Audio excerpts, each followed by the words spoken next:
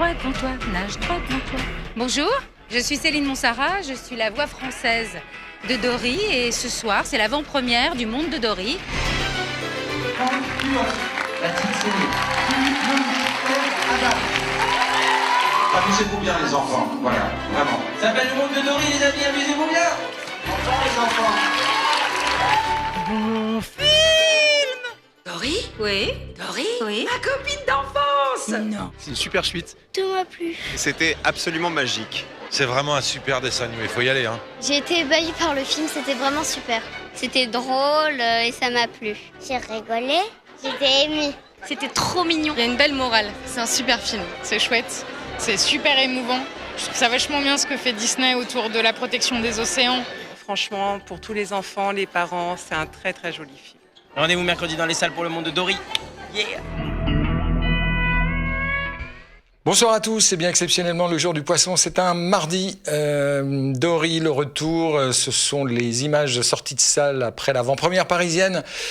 2003 Nemo, 2016 Dory, une espèce de spin-off. Qu'est-ce qu'on va en dire ? Rien, si ce n'est que c'est un personnage fort attachant qu'on ira certainement voir, ne serait-ce que par nostalgie, mais surtout on aura tellement d'autres choses à discuter, à évoquer pour vous ce soir que on va commencer tout de suite par un générique correctement lancé. Ça sera le dernier de la saison. Tristesse, mais plein d'espoir.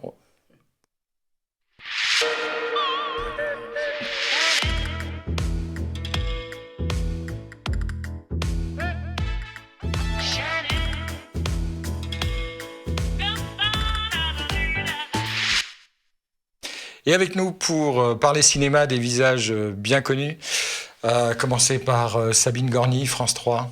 Bonsoir tous. Bonsoir Sabine. De gros poissons autour de toi ou de la petite friture alors? Bonne pêche. De l'anguille, de la qui frétille et qui se débat. À ma gauche, Nicolas Rieu, le pilier de la sagesse, malgré son jeune âge. Bonsoir tout le monde. Bonsoir Nicolas. Et puis deux guests déjà en plateau, Jean-Pierre Lavoignat, monsieur Jean-Pierre Lavoignat, celui qu'on a lu avant de vouloir écrire. C'est ça, oui. On va voir. Quand vous étiez petit, peut-être. C'est ça? J'étais petit. Oui. Quand j'étais petit, mais tu as commencé si jeune. J'ai commencé très jeune. Que voilà. Et puis à l'autre bout, là-bas, grâce à la téléportation improvisée par notre camarade Benjamin Vincent derrière les vitres, monsieur Sébastien Cochon. Bonsoir Sébastien. Bonsoir. Sébastien Cochon, auteur d'un très joli livre sur Marilyn. On ne dira pas un de plus. J'ai lu quelque part que c'était un livre définitif sur Marilyn. Bonsoir Sébastien, tu vas nous raconter tout ça dans le détail. Marilyn 1962. Voilà, il y a tellement de choses à dire sur ce livre qui, à titre personnel, m'a beaucoup surpris et je t'expliquerai pourquoi. Bon, les amis, par quoi on va commencer ? On va commencer par Jean-Pierre. Tu connais Jean-Pierre, Sébastien, évidemment. Bien sûr. Je le connais et puis il est, d'une certaine manière, un peu à l'origine de ce livre, en fait. En plus, à l'origine de ce livre. Cachotier, va. C'est vrai ? Explique-moi ça tout de suite. Non, mais vas-y, Sébastien. Allez, Sébastien. J'espère qu'on a la même version, surtout, Jean-Pierre. On verra, vas-y. Mettez-vous d'accord. Non, mais en fait, moi, ça fait très longtemps que le sujet Marilyn Monroe m'intéresse en tant que cinéphile et en tant que passionné de cinéma. Et il y a quelques années, dans une autre vie, je travaillais pour une chaîne de cinéma et j'étais régulièrement en contact avec Jean-Pierre. Et à l'occasion d'un anniversaire de la disparition de Marilyn Monroe, je travaillais sur un documentaire qui revenait sur les derniers jours de Marilyn Monroe et son dernier tournage. Et j'avais appelé Jean-Pierre pour lui proposer de faire quelque chose ensemble. Et puis on a commencé à discuter et j'arrêtais pas de le saouler un peu, et lui et ses équipes, en lui disant mais il faudrait absolument parler de ci, mais est-ce que tu sais qu'il s'est passé ça, et il faut appeler machin pour trouver les photos, et il y a aussi ce truc là dont il faut absolument parler. Il a fait son rédacteur en chef en fait. Non, c'est lui qui faisait ça. C'est lui qui faisait ça. Ah, c'est toi qui faisais ça. Et oui, il a fini par me dire tu sais quoi, en fait, ce numéro, eh bien on va le faire ensemble et c'est toi qui vas nous faire ce sujet. Donc j'ai fait en 2002 pour Jean-Pierre un numéro d'été collector spécial sur le dernier tournage de Marilyn où je racontais l'aventure de dernier tournage. Et pour ce numéro, j'ai retrouvé beaucoup de témoins, j'ai fait beaucoup de recherches et je me suis pris de passion. J'étais déjà pris de passion, mais j'ai continué à travailler sur ce sujet et les idées après me sont venues sur des choses que je voulais un peu approfondir et ça a fini par donner, quelques années plus tard, ce livre. Tu écris en 30 ans de passion pour Marilyn, j'avais développé une véritable obsession pour ces témoins des derniers jours. Tu viens de confirmer qu'effectivement, obsession il y a. Mais obsession aujourd'hui soulagée grâce à ce livre? Et même pas, c'est ça qui est fou avec Marilyn, c'est que ça peut, je crois, ne jamais s'arrêter. Je suis aussi collectionneur de photos de cinéma, c'est aussi une des raisons pour lesquelles ma passion s'est pas tarie sur Marilyn, c'est que au bout d'autant d'années, j'arrive encore plus aujourd'hui avec Internet, on voit fleurir des nouvelles photos, des nouvelles séries, des choses qu'on pensait connaître et on en découvre d'autres. Enfin, ça n'arrête pas, ça ne s'arrête jamais. Et donc, je pense qu'on n'a pas fini de faire le tour. Ça avait donné quoi ce spécial Marilyn Ça avait très bien marché. Il y a 10 ans. Mais le papier était vraiment bien. C'était pas comme le livre parce que c'était moins les derniers témoins que vraiment le dernier tournage. Mais moi j'ai beaucoup aimé le livre aussi. Je trouve que c'est un angle sur Marilyn. C'est vrai qu'il y a eu beaucoup de livres, beaucoup de témoignages, mais de ce type de témoignage-là, aussi concentré sur une période aussi courte et qui du coup en creux disent beaucoup de choses quand même sur Marilyn. J'ai trouvé ça vraiment passionnant. Je trouve que c'est un angle très original et très fort. Et alors, moi j'avais une question, Sébastien, parce que donc c'est le portrait, c'est les portraits de cette garde rapprochée de Marilyn qui vont de son psy, sa gouvernante, son masseur, etc. Son coiffeur. Ces gens-là ne sont plus vivants, évidemment. Certains sont encore en vie. Certains sont encore en vie. Tu as pu rencontrer? Oui. Non. Oui. Si. Lesquels? J'ai rencontré Larry Schiller, qui est un des photographes dont je parle. Oui, Larry Schiller est toujours vivant. Oui, j'ai rencontré. En fait, j'ai surtout rencontré les photographes et puis j'ai réussi à avoir en ligne pour des courtes conversations assez épiques Pat Newcomb, qui est le dernier témoin, qui est la dernière attachée de presse de Marilyn, qui est son ami, quelqu'un qui a parlé 2 fois en 54 ans dans des biographies autorisées pour des toutes petites parties et qui s'est toujours refusé à donner des interviews, qui est quelqu'un de très particulier et un personnage assez central. Et d'ailleurs, je termine le livre sur elle parce que c'est vraiment quelqu'un d'important et qui suscite encore aujourd'hui beaucoup d'interrogations, d'intérêt. Mais elle n'a parlé que 2 fois en 50 ans, tu dis. Comment tu es parvenu à la convaincre? J'allais lui te demander. Alors, je peux pas tout vous raconter ce soir, hein, c'est pas possible.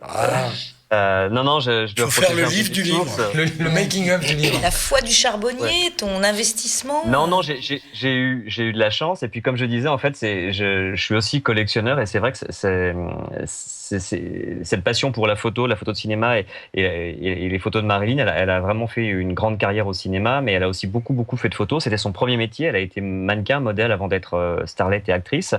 Et il y a beaucoup de gens qui ont travaillé avec elle en photo. Elle-même, elle a beaucoup apprécié faire des séances photos. Et donc, il y a tout ce matériel qui existe aujourd'hui. Et comme tout ce que Marilyn a touché de son vivant, ça vaut aujourd'hui de l'or. Il y a tout un tas de réseaux de collectionneurs, de chercheurs dans le monde entier. Et comme je suis sur ce sujet depuis très longtemps, j'en connais certains. Et ces gens-là ont eu accès à... Il y a tout un tas de réseaux parallèles qui fait que vous croisez à un moment des gens qui vous mettent sur la piste d'une personne qui connaît quelqu'un et vous arrivez comme ça à retrouver des témoins, des gens qui acceptent de vous parler ou pas. Pat Newcomb, elle a été très difficile d'ailleurs. Elle m'a pas raconté grand-chose. C'est presque parfois plus par des non-dits ou quand elle changeait de conversation. C'est une vieille dame qui a 86 ans, qui a toujours un bureau à Los Angeles, qui est très particulière, qui fuit vraiment les commentaires, qui explique qu'elle... Parce qu'en fait, elle a été beaucoup mise en cause aussi dans les circonstances de la mort de Marilyn. Beaucoup de biographes l'ont suspecté, les adeptes de la théorie du complot l'ont suspecté de connaître des choses. D'avoir fait disparaître des objets et tout ça. Oui, c'est même pas ça. On l'a suspecté, même on l'a ouvertement mise en cause dans des biographies, d'être à la solde des Kennedy, d'avoir voulu dissimuler des preuves, choses comme ça. On sait aujourd'hui que c'est pas le cas, mais c'est simplement quelqu'un qui n'a plus voulu parler. Et d'ailleurs, c'est comme ça qu'elle a continué après à continuer sa carrière dans le milieu de l'industrie hollywoodienne, puisque comme elle a su ne jamais parler de son amie qui était aussi sa cliente, c'est ça aussi qui m'intéressait, cette relation quand même très particulière. Elle a travaillé après pour d'autres très grandes stars, notamment Barbara Streisand, qui l'a engagée comme attachée de presse et secrétaire particulière pendant des années, parce qu'elle n'avait quasiment jamais parlé de Marilyn Monroe après son décès. Ouais, belle preuve de rigueur et comme ça, et d'éthique. Et est-ce qu'elle a demandé relecture de ses propos? Elle t'a fait, une fois qu'elle t'a parlé, Non, pas du tout. Non. C'était plus une conversation, c'était pas une interview. C'était plus sur des détails assez techniques, sur des points un peu précis, parce que notamment sur les dernières séances photos, tous les photographes qui ont travaillé, Marilyn a beaucoup travaillé en 62 sur cette dernière année avec des photographes. Il y avait des choses qui étaient prévues et puis des choses qu'elle a provoquées pour justement mener une guerre médiatique et revenir sur le devant de la scène et utiliser son image dans les médias pour son combat contre la Fox, qui l'avait licenciée. Et Pat Newcomb était celle qui a orchestré ça avec Marilyn. Et donc c'était plutôt pour tirer au clair des choses comme ça, sur des dates, des détails, des noms. Parce qu'avec le temps, malheureusement, et c'est ça aussi qui m'a un peu frappé quand je travaillais sur ce projet, c'est qu'il y a j'ai rencontré des gens qui étaient là, qui sont des vrais témoins et qui finissent par se tromper eux-mêmes, par ne plus savoir, par mélanger les dates, les lieux. Et quand on est comme ça spécialiste et qu'on a des petits dossiers à jour et qu'on retrouve des choses et qu'on a des données bien précises, on se retrouve dans une position un peu bizarre où on finit par des fois presque plus connaître le contexte, les détails que les gens qui ont vraiment vécu les événements dont on parle. À quand remonte ta passion pour Marilyn? Parce que tu n'étais pas né lorsqu'elle est morte, mais bon, elle... Non, je suis né bien plus tard. Moi, j'étais déjà journaliste de cinéma. Arrête. Non, tu mens, c'est pas possible. Disparu en 62, menteur, tu avais 10 ans, au grand maximum. Comment tu sais? Non, mais c'est comme beaucoup de gens, c'est pas très original. Pour le coup, c'est à l'adolescence. Quand on aime le cinéma, on se passionne pour les grandes stars d'Hollywood. Et voilà, on achète des cartes postales, on lit des livres. Et moi, je suis tombé sur quelques livres qui existaient à l'époque. Et puis après, je suis arrivé dans les années 80. Il y avait une déferlante de publications sur les acteurs de l'âge d'or hollywoodien. Et je suis tombé sur plusieurs ouvrages qui m'ont montré que c'était pas qu'une actrice. C'était pas non plus avec le temps. Ce que j'ai bien aimé aussi, c'est qu'il y a eu des biographies à l'anglo-saxonne un peu fouillées. Où on a commencé à avoir des journalistes qui faisaient des biographies en allant chercher dans les documents qui n'avaient pas été beaucoup exploités, qui étaient notamment les documents professionnels, les négociations de contrats. Je pense à une biographie de Barbara Lemming qui était assez sérieuse et où on a découvert que Marilyn Monroe était quelqu'un qui avait très bien su négocier sa carrière, avait fait des choix très courageux. Et ça allait un peu à l'encontre de la blonde rigolote, un peu écervelée, sexy, auquel on était plutôt habitué.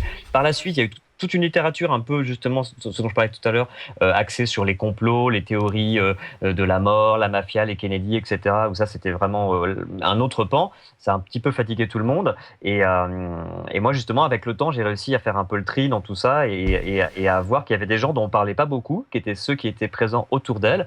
Et un jour, en fait, j'ai été frappé parce que je me suis rendu compte que tous les gens qui étaient présentés, même dans certains documentaires qui étaient faits pour la télévision, comme des proches, des amis, j'ai réalisé qu'en fait, tous ces gens-là dépendaient financièrement d'elle. Et ça a vraiment été le jour où j'ai réalisé ça, je me suis dit, mais il y a un truc à creuser. Qu'est-ce que c'est, en 62, travailler pour Marilyn, être en même temps son amie? Quels sont les degrés de complicité, de dépendance? Jusqu'où ça va?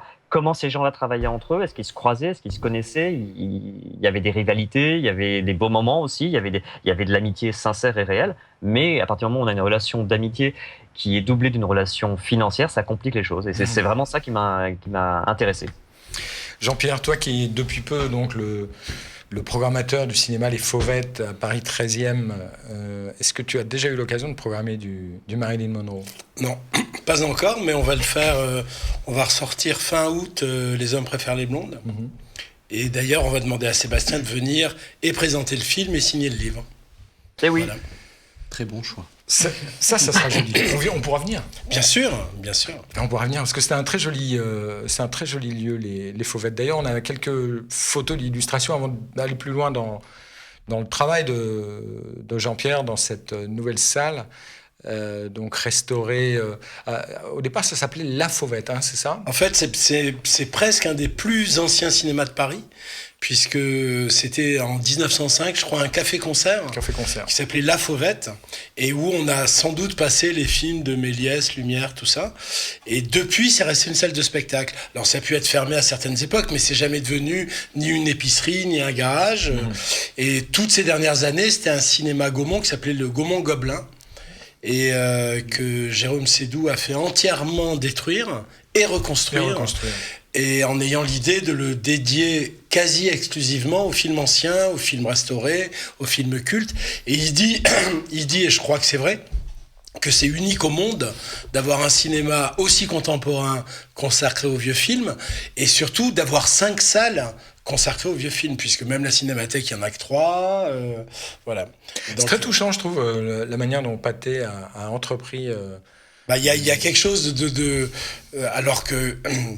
Pathé est arrivé dans l'escarcelle de Jérôme Sédou, non pas par hasard, puisqu'il a racheté, mais il n'est pas lié depuis toujours à Pathé. C'est un capitaine d'entreprise et d'industrie, et qui, à un moment donné, a croisé le chemin d'un actionnaire de Pathé, a racheté, et du coup, c'est ce qui est touchant, c'est alors qu'il a acheté, comme il a acheté d'autres choses tout au long de sa carrière, il s'est investi complètement et dans le patrimoine, et dans l'histoire de Pathé. Il a créé en face le cinéma Les Fauvettes, avenue des Gobelins, ce qui s'appelle la Fondation Pathé, Jérôme Sédou, où là, il y a des archives.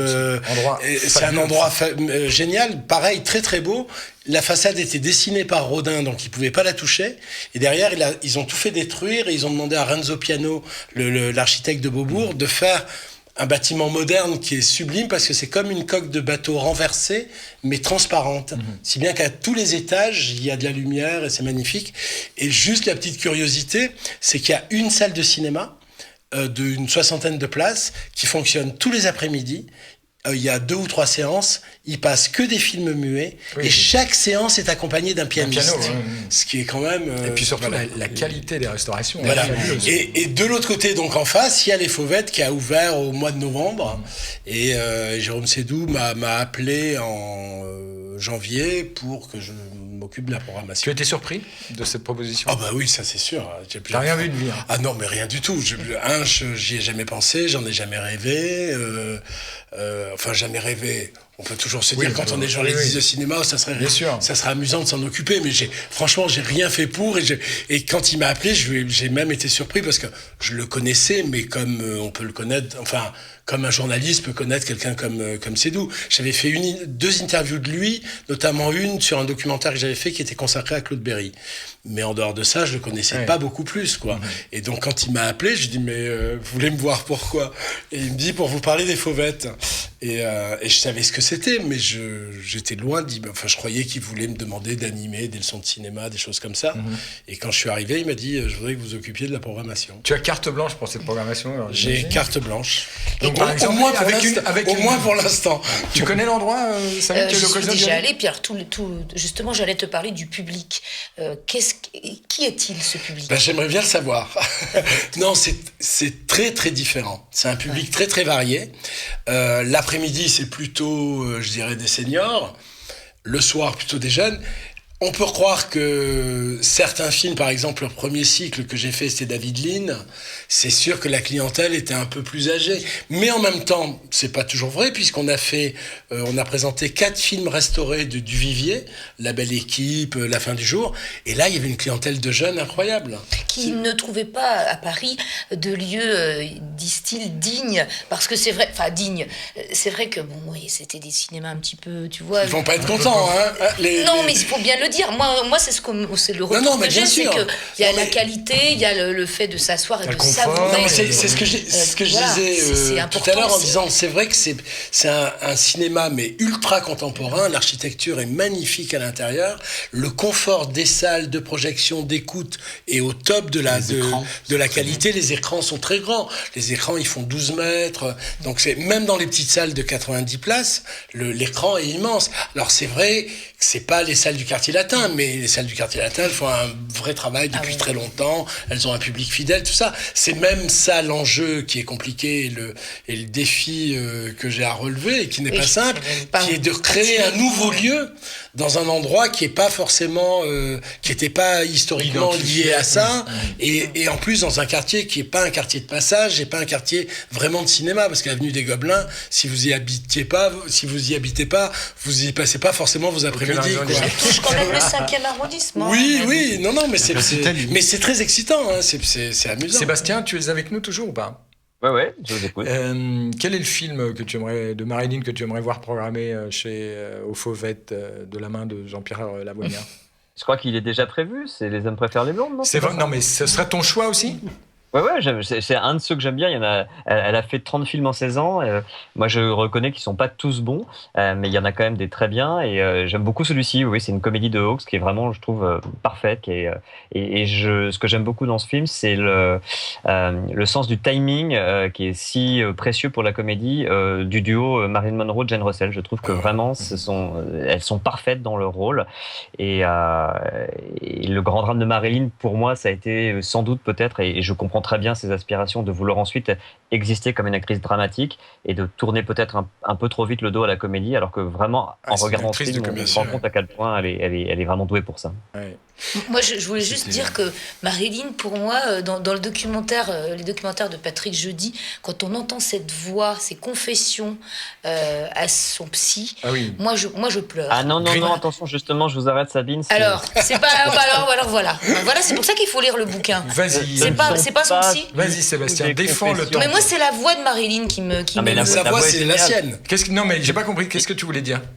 Non, mais ce documentaire de Patrick Jeudi est précieux parce qu'on réentend la voix de Marilyn, mais ce ne sont pas du tout tel qu'il a été marketé à l'époque. Les confessions de Marilyn à son psychanalyste, c'est une série d'entretiens que Marilyn a accordé en 1960 à un journaliste belge qui s'appelle Georges Belmont pour Marie-Claire. Et justement, je trouve que ce documentaire c'est un peu dommage que pour les besoins d'essayer de le faire. On l'a perdu. De le survendre. Oui, on nous fait croire que ce sont des bandes d'analyse de Marilyn à son psy qu'on aurait retrouvé avec toute une mise en scène, avec un magnétophone, un plan sur un divan. C'est peut-être moi qui me suis trompée. Et voilà. Voilà. Mais bon, en tout cas, la voix m'émeut, moi, vraiment. Le plus beau livre que j'ai lu sur Marilyn, à part le tien, c'est Michel Schneider, Dernière séance, justement, qui joue avec la réalité de ce que furent ses conversations avec son psy et avec une part de liberté littéraire comme ça pour réinventer que j'avais trouvé brillante, quoi. Si vous avez envie d'entendre la voix de Marilyn en partant de cette même base, il y a un documentaire devenu un peu rare aujourd'hui, mais qui est formidable, qui s'appelle Norma Jean et Marilyn Monroe, qui avait été réalisé, je crois, par Anne Andreu et surtout commenté et réalisé par Catherine Deneuve, et qui est génial parce que ce sont les mêmes bandes où Marilyn se confie sur son parcours, sur sa vie, sur ses films, et Catherine Deneuve apporte son analyse avec des séquences d'actualité qui sont vraiment bluffantes, ou des extraits de films où Deneuve dit mais regardez, là on voit sur cette séquence d'actualité qu'elle a repéré où étaient les photographes, où étaient les caméras, elle était consciente du truc, elle en jouait, regardez sur cet extrait à quel point justement elle utilise ses déplacements pour faire passer telle émotion, etc. Et le doc est vraiment génial, donc je le conseille. Catherine Deneuve qui au mois d'octobre sera le prix Lumière. Le nouveau prix Lumière après Martin Scorsese. Catherine Deneuve, dont lors du premier tournage américain en 68 avec Jack Lemmon dans un film qui s'appelle April Fools, qui est un film produit par la Fox, s'est vue donnée comme coiffeuse pour son premier tournage une certaine Agnès Flanagan, qui était la dernière coiffeuse de Marilyn. La boucle est bouclée. Ouais. Pour revenir au Fauvette et à ton travail de programmation, Jean-Pierre, il y a une chose qui m'a frappé, c'est la réactivité, la liberté dont tu bénéficies pour, lorsque Prince disparaît, programmer très peu de temps après Purple Rain. Ça, je dirais que c'est des réflexes de journaliste d'abord. Ouais. Mais c'est là où ta nomination à ce poste-là je pense que plus-value. Mais moi, en plus, c'était un personnage et un film un personnage qui m'avait beaucoup marqué.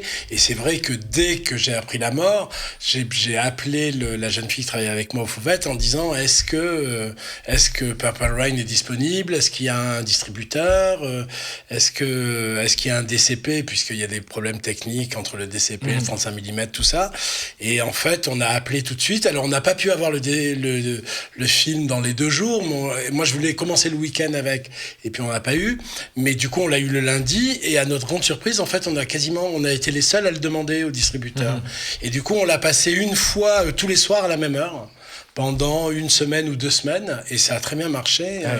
Et j'avais fait venir Jean-Hugues Anglade un soir, puisque j'avais le souvenir d'une très longue discussion avec Jean-Hugues Anglade sur un tournage, je sais plus lequel, et où il parlait de Prince, à quel point Prince l'avait inspiré pour jouer. C'est lui qui l'avait fait écouter à Patrice Chéreau en lui disant « Je suis sûr qu'il y a un truc à faire entre ton univers et le sien ». Et Patrice Chéreau avait utilisé une musique de Prince dans la mise en scène d'Hamlet à Avignon. Enfin, il y avait tout un... Et j'ai appelé Jean-Hugues Anglade qui m'a dit pour Prince, je viens. Et il est venu et c'était formidable parce qu'il est resté au film, il a parlé après et puis il était ému. Donc justement, c'est l'autre dimension que t'offrent les Fauvettes, c'est de recevoir des talents, des artistes pour parler de ce qu'ils connaissent le mieux, à savoir le cinéma.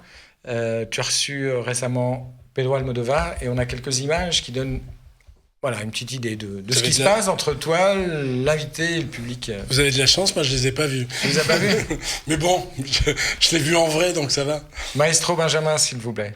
Image. Vous prenez par la main, vous nous faites croire à des histoires quasiment incroyables.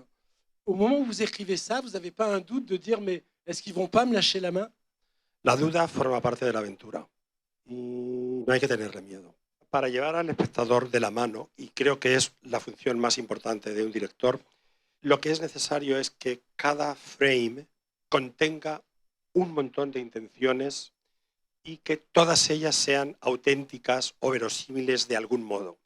Y después creo que cuanto más disparatada es la historia que cuento, hago que la interpretación sea más naturalista.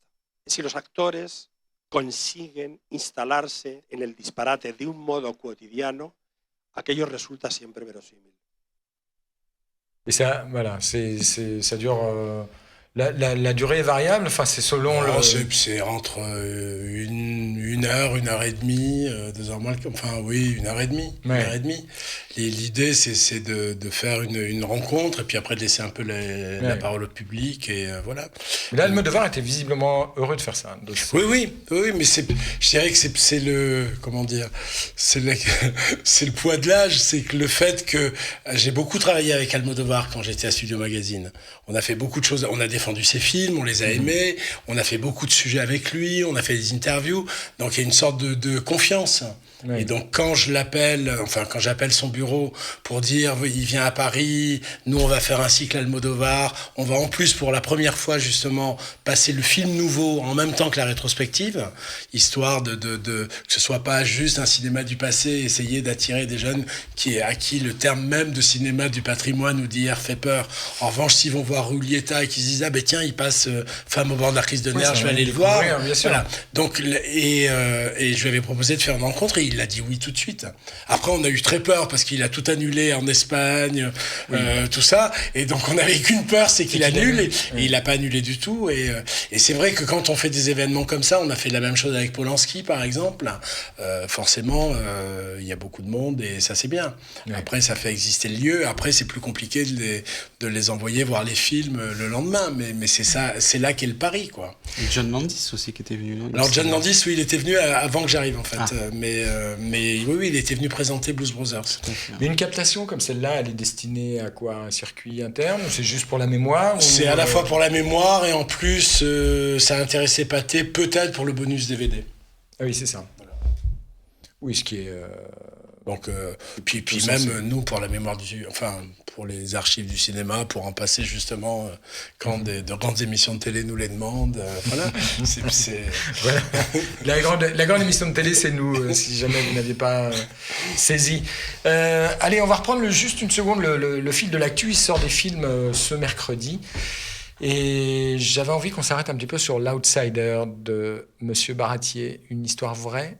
C'est l'affaire Kerviel. Ça fait des années que Baratier, qui dès le départ s'est rangé parmi les gens qui ont accordé la présomption d'innocence à Kerviel, et qui a fini par consacrer un film à l'histoire. Voici la bande-annonce. Comment t'as fait pour te foutre dans une merde pareille? Ils verront bien qu'on m'a laissé faire. Ouais, t'as une preuve? On m'a laissé faire. C'est pas suffisant comme preuve? Mais j'ai pas touché à ce putain de fric, il est dans les caisses, j'ai pas pris un centime pour moi. Entrer à la Société Générale, c'est rejoindre les meilleurs parmi les meilleurs. Bon, y a un nouveau trader qui intègre l'équipe. L'esprit d'équipe. Avec une dernière recommandation, sortez des sentiers battus. Une noisette, là, c'est 1 million d'euros. Imagine qu'on te demande d'en gagner 5 sur l'année. Chaque trader a ses stratégies. Tout ce que tu vas gagner en plus. 30, 35, 40. Les meilleures réserves. T'es sûr de ton truc, là? Non, c'est ça qui est bon.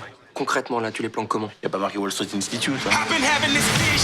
Je sais pas qui l'abruti qui t'a recruté, mais fais ce que je te demande, comme je te le demande. J'espère que vous êtes venus avec vos couilles parce que ça va être une journée de bonheur. Et ça monte, les gars. Jules, t'es un sorcier. T'es Madame Irma.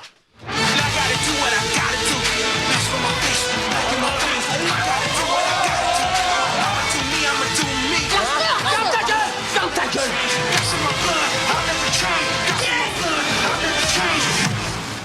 Si tu veux réussir dans ce boulot, il faut changer ton échelle de valeur. En bas de 100 000 euros, c'est beaucoup. Vu d'ici, que dalle. On parle de 30 milliards. Quand vous me demandez des explications, je vous les donne, non? C'est très bien qu'elles sont pourries, ces explications. Ah ouais, alors pourquoi mes chefs les valident? Un type qui risque 15 millions quand il est limité à 2, tu sais ce qu'on en fait? Vous allez me virer? Je monte ta limite de spiel à 5 millions. J'ai joué à me rendre malade. Et je veux plus vivre ça. Estimez-vous que les contrôles ont été défaillants? Pour la seule année 2007, on a envoyé 74 alertes au sujet du compte de Jérôme Kerviel. Comment s'expliquer que personne ne s'en soit aperçu? Je m'en explique pas. L'Outsider de Christophe Baratier d'après l'affaire Kerviel. Qu'est-ce que vous avez pensé du film, là, tous les deux? Tiens, commence. Moi, j'aime beaucoup. J'aime beaucoup. Il y a une formule qui a beaucoup tourné ces derniers temps, qui est, on connaît beaucoup Kerviel, on connaît peu Jérôme. Et effectivement, c'est une très très belle plongée derrière l'affaire sur qui était vraiment Jérôme Kerviel, d'où il venait, etc. C'est traité comme un thriller et c'est absolument passionnant. Moi, j'ai trouvé que c'était surtout une peinture de ce monde de la finance. Vous voyez ces tours là de la défense qu'on voit là tous les jours.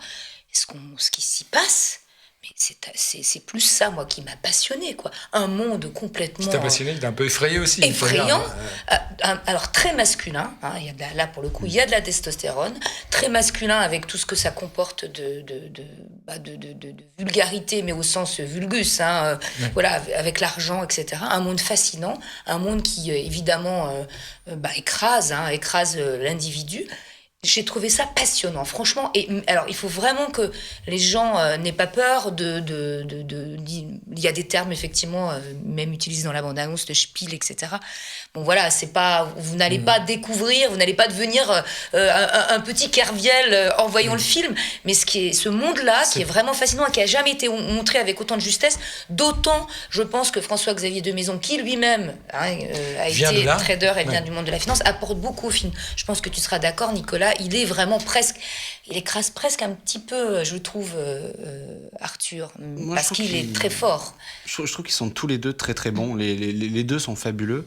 Et ce qui est bien, effectivement, tu parles de justesse, c'est que c'est une plongée plus réaliste, je trouve, dans ce milieu-là. Parce que le Loup de Wall Street de Scorsese avait un côté très fou, etc. Oui, mais c'était pas le sujet. C'était pas le sujet. Mais bon, il y avait un peu en fond quand même ce milieu. Mais voilà, c'était traité avec beaucoup de folie, etc.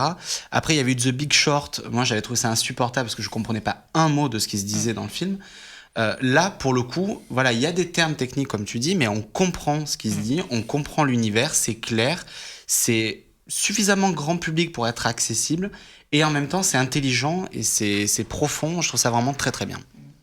Ouais, c'est vrai. Enfin, j'ai rien d'autre à dire. C'est vraiment formidable. Et puis, on se dit, mais comment, voilà, il n'y a pas de prise de position par rapport à... Puisque le film s'arrête effectivement au moment de la chute. Hein. C'est vraiment, comme le dit Christophe Baratier, voilà, c'est la grandeur et la résistible ascension de Jérôme Kerviel. Et rien que pour ça, bah voilà, c'est vraiment très bien. Qu'est-ce que vous avez pensé de l'initiative qui a consisté à organiser une avant-première, enfin une projection pour des traders? Alors on y était, au cœur de la défense. J'y étais, ouais. Alors il y avait très peu de traders qui ont évidemment, il y en a qui étaient dans la salle, mais évidemment personne ne s'est reconnu, hein, personne, et personne ne voulait parler devant une caméra. Nous avons obtenu quelques femmes qui ont accepté, parce que c'était un peu l'idée. Mais évidemment, c'était outrancier, etc. Bon, mais il y a quelque chose qui était formidable dans cette avant-première, c'est on passe tout le film dans cet univers dont tu parlais, de la défense, etc., avec la tour de la Société Générale, etc. Et on sort du film, on sort de la séance, on sort du cinéma, et on se retrouve exactement sur cette place qu'on voit dans l'affiche. On est au cœur du film. Tu sors du décor, quoi. C'est assez étonnant, en fait. On sort du film, on rentre dans le décor. Ce qui est touchant aussi, juste, c'est effectivement le parcours de ce petit Breton qui, effectivement, est issu d'un milieu très modeste, qui tout à coup va se perdre un peu malgré lui, fasciné par cette machine à cash. Hein, voilà, c'est l'argent facile. On est vraiment dans ces années-là. Et puis, et je trouve qu'il y a un phénomène d'identification. Je ne sais pas si tu l'as ressenti, Nicolas. On se dit tous, j'aurais été à sa place, finalement, j'aurais sans doute été fasciné par cet argent facile, ces filles faciles, voilà, ce milieu vraiment, pour le coup, très masculin, hein, où vraiment on s'entraîne, etc. Et puis voilà, il est voilà, je trouve qu'il y a ça aussi qui marche. Hein. Mais pourquoi il y a si peu de femmes dans la finance? Bah écoute, va voir le film, tu comprendras pourquoi. C'est quand même, c'est rude, hein. Je pense, peut-être que les femmes sont pas assez, je dirais, n'ont pas ce cynisme que peuvent avoir les hommes. Ils s'en foutent, tout est bon. Voilà, la gagne, tu vois, il y a un petit côté effectivement, voilà, définitif. Alors que la femme va toujours penser, est-ce que si je fais ça, je pense, hein, je vais pas faire de mal à un tel. Là, il y a un petit côté, vraiment. Oui, parce qu'au final, ça raconte juste l'histoire de quelqu'un. En fait, c'est finalement juste un homme qui a juste voulu faire bien son travail, trop bien son travail, et qui, en voulant le faire trop bien, a fini par se faire bouffer par ce travail-là. Mais voilà, il y a du cynisme, il y a un égoïsme incroyable, etc. Peut-être que voilà, c'est peut-être pas... Je sais pas si les hommes sont plus comme ça que les femmes. Et pour terminer, est-ce qu'on sait ce que Kerviel a pensé du film ?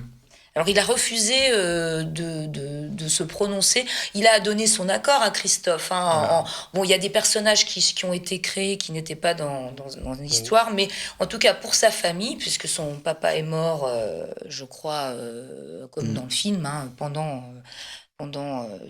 juste avant le procès, pendant son ascension. C'est un film très dur aussi par rapport à lui, parce qu'effectivement, il oublie sa famille, il néglige sa famille, c'est assez terrible. C'est en ça que c'est assez fort, tu vois, et il a refusé, tu vois, toute interview pour ne pas parler du film. Il a dit finalement, ça appartient maintenant, voilà, les gens jugeront. Après, le film plaide sa cause quand même. Oui, puis Baratier, il est devenu assez copain avec lui quand même, parce qu'il l'a suivi partout. Oui, il l'a suivi partout. Il l'a suivi dans son parcours là quand il faisait Saint-Jacques-de-Compostelle et tout ça, donc il allait à Rome, je sais plus. Tout à fait. Non, c'est pas du tout un film contre Kerviel. On voit bien que Christophe Baratier il le soutient, quoi. Tout à fait. Il y a 50 personnes, hein, c'est le générique de fin, qui ont été, on l'oublie de le dire, mais qui ont perdu leur travail en même temps que lui. On l'oublie. Hein, 50 personnes. Oui. Oui, parce qu'on est dans l'empathie pour ce personnage et du coup... C'est le paratonnerre, en même temps. Très bien. Ça donne envie, en tout cas. Ça donne envie, absolument. Ça pourrait même t'inspirer un cycle, la finance. Voilà, on pourrait mettre Wall Street, on pourrait mettre... oui. Le problème qu'on a, c'est qu'il faut que les films soient disponibles justement en numérique et qu'ils aient un distributeur. Et bizarrement, ça a été ma grande surprise en arrivant au Fauvette, il n'y a pas tant de films numérisés que ça. Tu veux dire que dans une salle qui projette du film de patrimoine, on ne peut pas faire du 35 mm si vous voulez. S'il y a un projecteur 35 et on peut s'en servir de manière un peu exceptionnelle ou événementielle. En fait, paradoxalement, c'est un cinéma qui est un peu en avance sur son temps. Voilà. Très bien. Autre sortie de la semaine, ça s'appelle Love and Friendship. C'est encore une adaptation de... Non, Jane pardon, Austen. excusez-moi. Oui, non, mais si, je suis troublé tout d'un coup. Love and Friendship, si, Jane Austen, nouvelle adaptation d'un de ses romans comme ça, picaresques. C'est Lady Suzanne, je crois. Exactement. Je parle sous ton contrôle, Nicolas. Lady Suzanne. Exactement. Et mais attention, on a aimé tous les deux. Hein. Oui. Vous avez aimé tout. Alors, autant l'univers de Kerviel était un univers d'hommes, là, c'est vraiment un univers féminin et s'adressant à un public féminin ou pas. Tu vas répondre à ça après la bande-annonce. Seems Lady Susan will finally visit. Lady Susan Vernon, congratulations on being about to receive the most accomplished flirt in all England. That woman's a fiend. I have no money and no husband.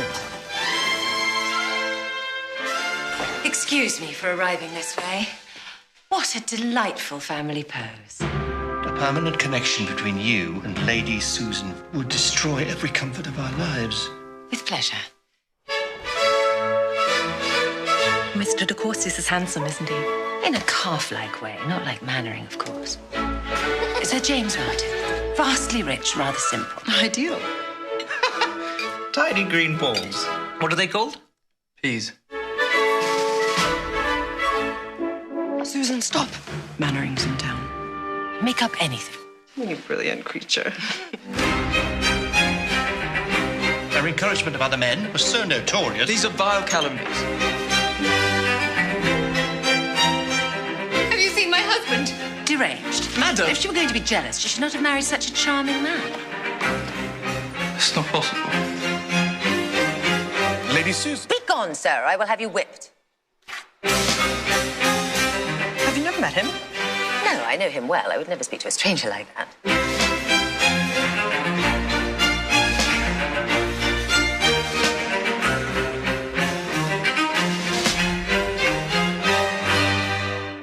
How many suitors of great wisdom can a young woman expect to find these days? Don't know.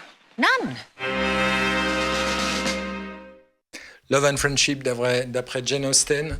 Bon alors, donc ce n'est pas la duchesse de Sévigné, mais la marquise de Sévigny, c'est ça d'après ce que j'ai compris. Un marivaudage au XVIIIe siècle, à la fin du XVIIIe, dans l'Angleterre de la gentry, comme on dit, hein, c'est ça, de la gentry. Oh, tu le dis si bien. Je le dis si bien. Et puis voilà, une lady veuve rouée, comme on appelle, hein, qui en fait cherche à marier sa fille, bien marier sa fille, et puis aussi à trouver mari à son pied, et qui va donc intriguer, hein, pour trouver un mari et un amant, enfin voilà. Et alors, ce qui est drôle, c'est vraiment que Kate Beckinsale est absolument délicieuse et très très très drôle. On l'a rarement vue dans cet état, et je trouve qu'elle porte tout le film. On l'a même rarement vue bonne actrice en fait. Oui, oui, mais tu es dur avec les femmes, tu es dur. Je suis un peu d'accord. J'ai pas osé le dire, mais voilà, elle est drôle, on la découvre. Très bien, très très bien. Vas-y, Nicolas. Mais elle a un côté en fait, Madame de Merteuil. Moi, j'avais l'impression de voir les liaisons dangereuses, mais en plus léger, en plus drôle. En plus badin. Exactement. Et Whit Stillman, c'est vraiment un cinéaste très intéressant qu'on avait découvert avec Metropolitan, qui est un film assez étonnant parce qu'il était à Cannes, si ma mémoire est bonne. Et il est resté inédit pendant des années et des années, ce qui est très étonnant pour un film de Cannes. Il est ressorti d'ailleurs en DVD l'année dernière. Et où il a été enfin édité, je crois d'ailleurs. Et voilà, depuis, il a pas fait beaucoup de films. C'est un peu un Terrence Malick en pire. Il fait vraiment un film de temps en temps. Non, je veux dire en plus, c'est plus discontinueux, plus rare. C'est plus rare, voilà. Et non, là, c'est un très très bon retour. C'est vraiment une comédie qui est truculente. C'est vraiment délicieux. C'est porté par plein de très très bons comédiens et on se régale de ces jeux d'intrigue, comme tu disais, voilà, où il y a ce petit côté. C'est comme si les liaisons dangereuses rencontraient l'univers de Jane Austen, la bourgeoisie très critiquée. C'est un roman qui était très peu connu. Hein, tout à fait. Et vraiment, en plus, un film, enfin un roman féministe, hein, avant Je l'heure, me méfie vraiment. des romans trop peu connus d'auteurs connus. Ça veut. Ah oui, mais là, Jane Austen. On a gratté les fonds de tiroir. Non, moi, je pensais pas que Jane Austen était drôle. Je n'ai pas vu le film dont vous parlez si bien. C'est pas pour. Vrai. Voilà, c'est pas pour mais médire, c'est c'est juste vraiment. que. C'est l'anti-orgueil et préjugé. Voilà. Est-ce que ça aurait pas mérité plutôt une transposition en 2016, par exemple? Est-ce que ça aurait... C'est compliqué quand même, parce que là, pour le coup, justement, on est dans le cadre de cette Angleterre bourgeoise, de ces... Très d'actualité. Ça aurait pu être possible. Ceci dit, ils ont bien réussi à faire les liaisons dangereuses dans les années 90 avec Sex Intentions, donc que moi je trouve très réussi. Mais bon. Et Wilt nous a trouvé. J'avais l'âge pour le voir au bon moment, je pense.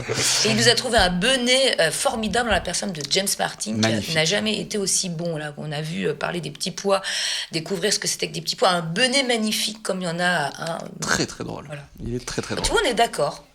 Voilà. On est d'accord. Ben voilà. Ça arrive. Sébastien, est-ce que tu as le temps d'aller au cinéma? Toi qui travailles pour le cinéma, est-ce qu'on peut quand même dire un mot de ce que tu fais aujourd'hui?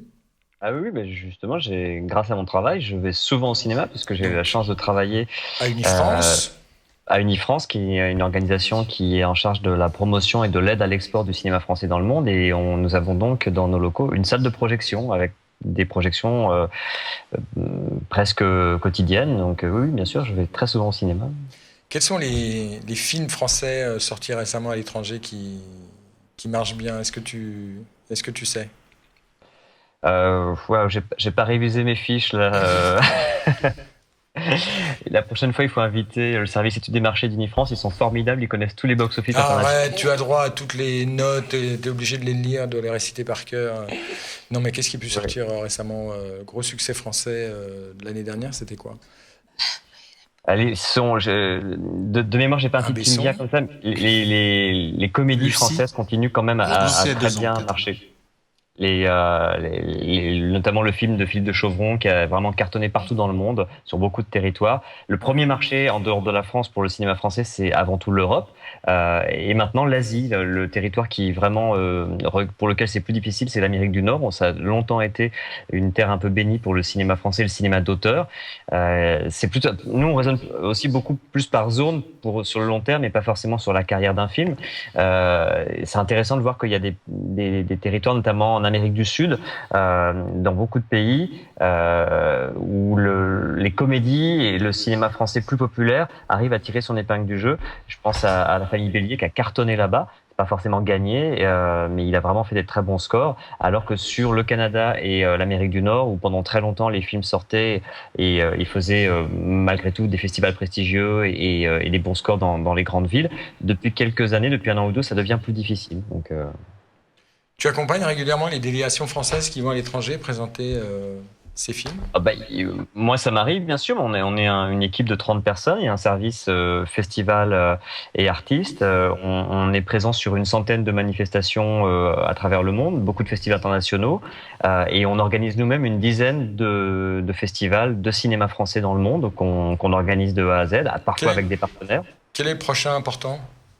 On part demain à Tokyo avec une très belle délégation, avec Rod Parado, avec Isabelle Huppert, avec Laurent Lafitte, pour le Festival du cinéma français au Japon, qui est une de nos très grosses manifestations, avec un public important, des projections, elles sont déjà toutes vendues. C'est un territoire où le cinéma français a encore beaucoup de succès, où surtout les gens sont très cinéphiles. J'étais présent. Les gens sont très cinéphiles. J'ai eu l'occasion d'accompagner une délégation Unifrance à Tokyo il y a quelques années.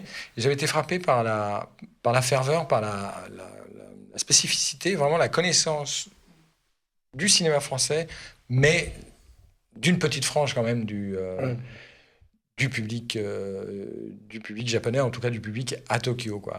Oui, mais c'est vrai que c'est pas forcément le grand public. Ce sont plutôt des gens de certains milieux, catégories socio-professionnelles assez aisées. Le cinéma français est un produit de luxe, comme peut l'être parfois la gastronomie française ou la couture ou ce genre de choses. Mais c'est vrai que j'ai été assez frappé. Moi, la première fois que je me suis rendu dans cette manifestation à Tokyo, c'était avec Anne Fontaine et 7 de ses films étaient sortis sorti au Japon et il y avait des fans qui avaient les 7 dossiers de presse originaux en japonais qui l'attendaient à l'hôtel pour le faire signer. Et c'est des choses qui sont assez touchantes parce que ça n'arrive pas partout non plus. Donc, non, c'est... Donc tu as pu vérifier à Tokyo qu'il y avait plus fans et plus obsessionnels encore que toi.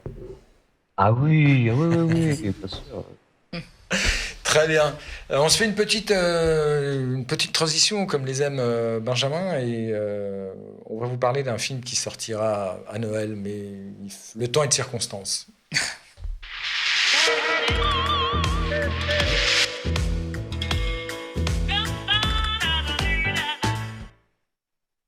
Oui, je voulais effectivement vous montrer les premières images ce qu'on appelle le teaser de Papa ou Maman 2, avant de parler de Le secret des banquises, ce film que tu as adoré, Nicolas.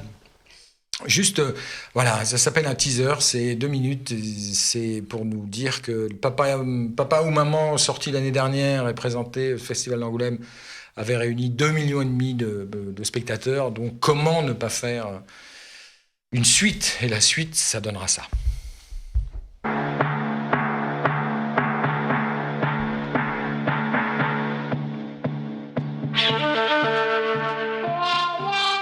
Non, je peux pas là. Je peux pas le voir, c'est au-dessus de mes forces. Tiens, vas-y toi. Voilà. Là, il y a tout. Merci.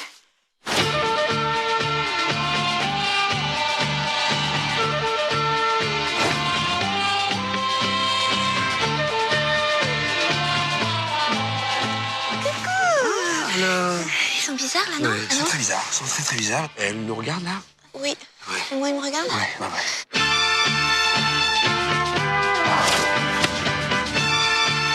Allez, à 3, on rigole et on rebrousse chemin, d'accord? D'accord. 1, 2, 3.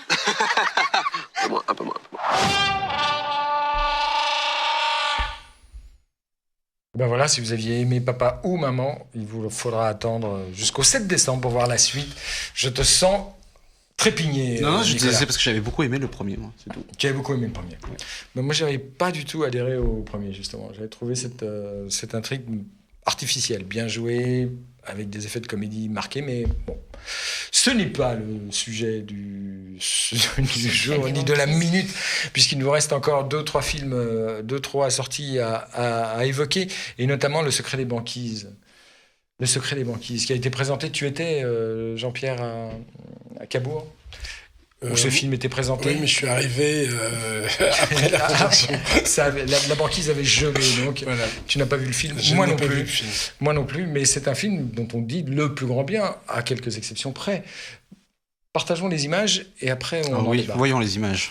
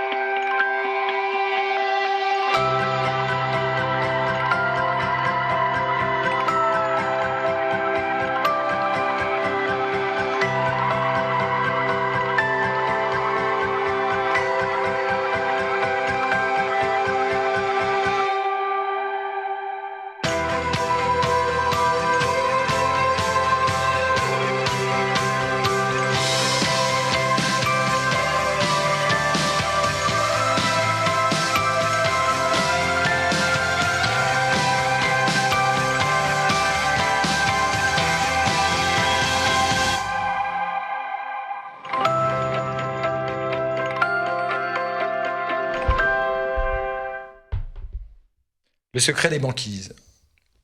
Secret digne d'être partagé, d'être diffusé, Nicolas Rieu? Ah, moi, c'est très simple. Je préfère aller mourir dans l'Antarctique plutôt que le revoir une deuxième fois. Donc, non, c'est absolument magique. Pour magique, ceux qui, mais les deux. Mais c'est magique surtout pour voilà, il y a un petit plaisir coupable que beaucoup de gens aiment bien, c'est ces séries B bien bisseuses italiennes des années 80, là, ces bons nanars dont on se délecte. Qui font toujours plaisir à voir tellement c'est tellement mauvais que ça en devient drôle. Et ben c'est exactement ce que ça m'a rappelé. C'est pour moi un vrai nanar dans le pur sens du terme. C'est absolument horrible. C'est l'histoire donc d'une femme qui travaille dans un labo. Elle aime son patron qui est un scientifique, etc. Voilà, elle l'aime en secret. Il sait absolument pas qui elle est. C'est une stagiaire pour lui. Voilà, elle n'existe pas. Et il travaille sur une protéine que crée le pingouin, enfin que produit le pingouin, qui pourrait amener l'immunité chez l'homme. Et notre malheureuse Charlotte Lebon se dit, si je m'inocule la protéine, je vais devenir son cobaye, il va enfin s'intéresser à moi. Et c'est parti. Donc on se retrouve dans une espèce de croisement entre La Mouche avec des pingouins et une comédie romantique. Tu nous donnes envie. Le film est drôle, mais le film est très très drôle. Le problème, c'est qu'il est drôle à ses dépens. En fait, il le fait absolument pas exprès. C'est pas voulu. C'est pas voulu. Non, mais voir Charlotte Lebon se transformer en femme pingouin, c'est d'un ridicule hallucinant. Elle se transforme vraiment. Elle se transforme en femme pingouin, c'est magnifique. Les fonds verts, c'est une catastrophe. Il y a des pingouins, c'est des peluches achetées chez, je peux pas dire l'enseigne de jouets pour enfants, mais chez dans un bazar chinois. C'est ça. Non, mais c'est incroyablement mauvais. Alors, j'ai entendu dire oui, mais faut pas être terre à terre, c'est une histoire, c'est second degré, etc. Le problème, c'est que la cinéaste, la Marie Madinier, qui sort de la Fémis et qui a le boulard de quelqu'un qui sort de la Fémis, il taille. Ah non, mais c'est incroyable. Elle a voulu nous faire un truc complètement décalé. Le problème, c'est qu'elle est restée très sérieuse dans ce qu'elle fait. Du coup, ce qui est censé être décalé devient complètement ridicule. Et on traverse le film complètement consterné. Mais c'est mauvais, mais à un point. C'est vrai. En tout cas, ça t'a pas laissé froid. Ah non, ça c'est sûr. Mais je conseille à tout le monde d'aller le voir, ne serait-ce que pour voir Charlotte Lebon se transformer en femme pingouin et Guillaume Canet s'intéresser. Guillaume Canet qui tombe amoureux d'une femme pingouin. Enfin non, mais. Oh là là là. Oh, il a pas gardé son âme d'enfant. C'est une bonne baseline. Guillaume Canet tombe amoureux d'une femme pingouin. Je trouve La Mouche avec des pingouins version comédie romantique, ça résume tout. La Mouche. Oui. C'est un projet improbable. Voilà, pour moi, c'est un film improbable. C'est collector. C'est collector. Et ben tu vois, en fait, les mots que tu as choisis, malgré tout, même s'il y a une part de critique formelle et concrète, donnent malgré tout envie. Il y a une porte, tu laisses une porte ouverte pour que, par curiosité, on a envie de se faire notre propre opinion là-dessus. Je pars du principe, c'est un peu tragique et j'en suis désolé pour ceux qui nous regardent, mais plus on est méchant sur un film et plus on donne envie aux gens d'aller le voir. Et quelque part, moi, j'ai envie que les gens aillent le voir, aillent voir par eux-mêmes et aillent constater les dégâts. Notre côté voyeur, tu sais bien, l'homme est ainsi fait. Le mépris, finalement, rien dire sur un film, c'est encore plus méprisant, je trouve. Donc autant. Ça, c'est vrai. C'est vrai, tu as raison. Dites-en du bien, dites-en du mal, mais dites-en quelque chose. Moi, je vais dire beaucoup de bien d'un film. Oui, c'est vrai qu'il y a une dimension romanesque dans ces souvenirs de Dominique Besnéard que ça vaudrait un film. Dominique Besnéard, Casino d'hiver. Je vous le montre ici comme ça. Voilà, peut-être que c'est mieux comme ça. Voilà. Pardon, Sébastien. Donc c'est la sortie en poche chez J'ai lu, mais en livre de poche. J'ai lu de Casino d'hiver, coécrit par Dominique Besnéard avec Jean-Pierre Lavoignat. Avec une remise à jour, j'ai envie de dire. Oui, comme c'était une nouvelle édition 2 ans après, on a raconté ce qui s'est passé. Enfin, il a raconté ce qui s'est passé dans sa vie depuis 2 ans, et notamment toute l'aventure de 10% de la série, comment elle s'est montée, les difficultés, voilà, les anecdotes comme il s'est raconté. Est-ce que c'est facile de suivre Dominique Besnéard ? Ça dépend. Un stylo à la main, je veux dire, ça dépend. Non, c'est un zébulon un peu. C'est pour ça que je te pose la question. C'est un zébulon, donc quand il est... C'est lui qui m'a... C'est pas moi qui ai eu l'idée du livre, c'est lui qui en a parlé à un éditeur, et il est venu me chercher pour le faire, en me disant, moi, je veux pas écrire, toi, tu écriras, voilà. Et les premiers mois, je lui courais après un peu. Et à un moment donné, je lui ai dit, je comprends que t'aies pas forcément envie de le faire. C'est pas évident de s'asseoir, de raconter sa vie, tout ça. Mais dans ce cas-là, disons qu'on le fait pas. Et il m'a dit, pas du tout. Je le fais. Et à partir du mois de juin, donc il y a, je sais plus combien, 3 ans maintenant, ou 4 ans, je sais plus. Parce qu'on a mis très longtemps. Je l'ai vu tous les matins. vraiment quasiment 2 heures chez lui. Tu l'as astreint. Voilà, non, mais tu as créé un rendez-vous. Puis lui-même, y a pris goût et c'était assez rigolo parce que c'était un rituel. C'est-à-dire, il s'asseyait toujours dans le même fauteuil près de la fenêtre, moi toujours sur la même chaise. Alors il disait, c'est mon psy, c'est mon psy. Mais c'était pas ça, mais voilà, c'était excitant, puis j'étais aux premières loges de tout ce qu'il racontait, donc c'était assez amusant. Très bien, vous voyez, on vous a donné envie d'aller au cinéma, mais on vous a donné aussi envie de lire. Je répète, Marilyn 1962 par Sébastien Cochon. Très bon livre, très bon livre. Très bon livre. L'autre aussi, j'ai du mal, je peux pas me vendre moi-même. Casino d'hiver, dans sa version livre de poche. Jean-Pierre Lavagna, Dominique Besnéa. Sébastien, merci beaucoup. Jean-Pierre, merci beaucoup. Sabine, je t'embrasse. Merci à vous. Nicolas, voilà. Bon été alors. Bon été, la vie continue. Allez au cinéma. Les Fauvettes, c'est ouvert tout l'été. Et puis il fait frais si jamais on avait un été chaud. La clim fonctionne très bien. La clim fonctionne. Et au mois de juillet, on va faire une sélection Marvel. Tous les films Marvel. Très bien. Voilà. Salut à tous.